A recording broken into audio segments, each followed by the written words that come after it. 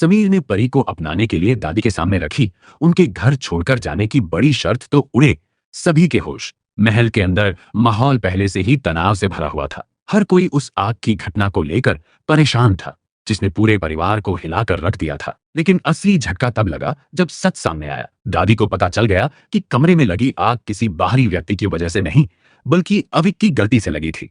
यह सुनते ही दादी का गुस्सा 7वें आसमान पर पहुंच गया। उन्होंने अविक को डांटते हुए कहा कि आखिर उसकी इतनी हिम्मत कैसे हुई कि वह परी के खिलौनों को नुकसान पहुंचाने की कोशिश करे। पूरा परिवार स्तब्ध था। तभी वहां समीर पहुंचता है। सभी को उम्मीद थी कि वह भी अविक के खिलाफ बोलेगा, लेकिन उसने कुछ और ही किया। समीर ने अविक का पक्ष लिया। उसने कहा कि गलती किसी से भी हो सकती है और अविक ने जानबूझकर ऐसा नहीं किया। लेकिन दादी ने तुरंत समीर को याद दिलाया कि अब तो उसे यह मान लेना चाहिए कि परी निर्दोष है और उसे अपनी बहन के रूप में स्वीकार कर लेना चाहिए। बस यहीं से कहानी ने ऐसा मोड़ लिया जिसकी किसी ने कल्पना भी नहीं की थी। समीर ने पूरे परिवार के सामने एक ऐसी शर्त रख दी जिसने सबको हैरान कर दिया। उसने कहा कि वह परी को तभी अपनी बहन मानेगा जब दादी इस महल को छोड़कर चली जाएंगी। कुछ पल के लिए पूरे महल में सन्नाटा छा गया। रिमझिम और बाकी परिवार वाले समीर को समझाने लगे। मोहिनी भी उसे रोकने की कोशिश करने लगी, लेकिन मोहिनी की वजह अलग थी। उसे डर था कि अगर दादी चली गई और समीर ने परी को अपना लिया तो उसकी सारी योजनाएं खत्म हो जाएंगी।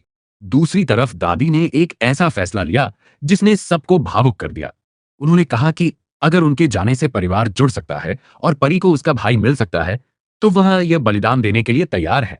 आंखों में आंसू लिए दादी अपना सामान उठाकर महल के दरवाजे की ओर बढ़ने लगी और तभी कुछ ऐसा हुआ जिसने सभी को भावुक कर दिया। समीर ने आगे बढ़कर अविक और परी दोनों को एक साथ गले लगा लिया। यह दृश्य देखकर दादी की आंखें नम हो गईं। उन्हें लगा कि शायद उनका जाना परिवार को जोड़ देगा, लेकिन कहानी यहीं खत्म नहीं हुई। दादी के जाने के बाद सबसे ज्यादा परेशानी मोहिनी को होने लगी। उसका हर प्लान धीरे धीरे नाकाम हो रहा था। अब उसे समझ आ गया था कि अगर समीर और रिमझिम को अलग करना है तो उसे एक नया रास्ता तलाशना होगा और उसका नया हथियार बनी पड़ी। धीरे धीरे मोहिनी ने परी के मन में रिमझिम के खिलाफ जहर भरना शुरू कर दिया। वह बार बार उसे समझाने लगी कि रिमझिम उसकी दुश्मन है और वह कभी उसकी भलाई नहीं चाह सकती। मासूम परी मोहिनी की बातों में आने लगी।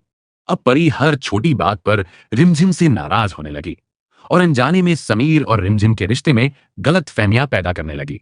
समीर यह सब देखकर परेशान था। उसे समझ नहीं आ रहा था कि आखिर अचानक परी इतनी बदल क्यों गई। एक दिन उसने सच जानने का फैसला किया। वह चुपचाप परी के पीछे गया और देखा कि वह सीधे बुआ माँ के कमरे में जा रही है। समीर खिड़की के बाहर छिपकर उनकी बातें सुनने लगा और जो उसने सुना उसने उसके पैरों तले जमीन खिसका दी। उसे पता चल गया कि परी अपनी मर्जी से नहीं बल्कि बुआ माँ के कहने पर यह सब कर रही थी। दोनों मिलकर रिमझिम और समीर के रिश्ते को तोड़ने की योजना बना रही थी। गुस्से से भरा समीर तुरंत अंदर पहुंचा। उसने परी का हाथ पकड़ा और सीधे बुआ माँ के सामने ले गया। फिर कमरे का दरवाजा बंद करके उनसे सवाल किया कि आखिर वह ऐसा क्यों कर रही है। बुआ माँ ने फिर से रिमझिम के खिलाफ बातें करनी शुरू कर दी, लेकिन इस बार समीर पहले वाला समीर नहीं था। उसने साफ शब्दों में कह दिया कि रिमझिम ने हर बार खुद को सही साबित किया है और अब वह उसके साथ अपने रिश्ते को एक मौका देना चाहता है। समीर की यह बात सुनकर बुआ माँ भी हैरान रह गईं। उन्हें यकीन नहीं हो रहा था कि जो समीर कभी उनकी हर बात मानता था आज वही रिमझिम के लिए उनके खिलाफ खड़ा हो गया है। अब सवाल यह है कि क्या मोहिनी अपनी नई चाल में कामयाब होगी? क्या परी सच जान पाएगी? और क्या समीर और रिमझिम का रिश्ता हर साजिश का सामना कर पाएगा? इन सभी सवालों के जवाब आने वाले एपिसोड्स में मिलने वाले हैं।